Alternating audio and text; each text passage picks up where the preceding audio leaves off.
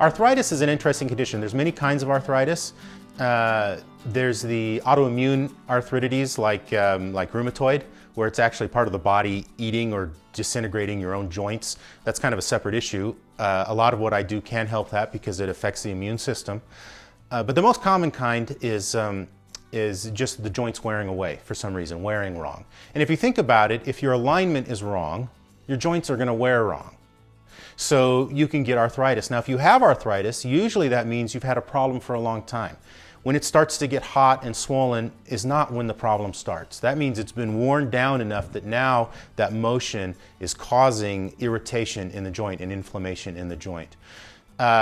Most of my patients, when we take x-rays of them, I can tell that they've had a problem for much longer than they've had symptoms.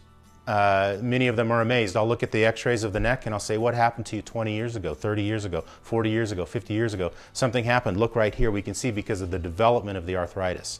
Arthritis just means you have an old problem, not that you're old. I've had some elderly patients come in with virtually no arthritis in their spine at all.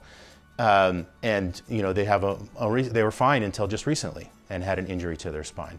So when I fix the neck, when I get the pressure off the brain stem and the spinal cord in the neck, and the body starts to move back to a normal position, it often will relieve pressure in those irritated joints. Now, some of those changes are going to be permanent. If it's been there a long time and the bone has actually started to change shape, that doesn't go away, at least not in most cases.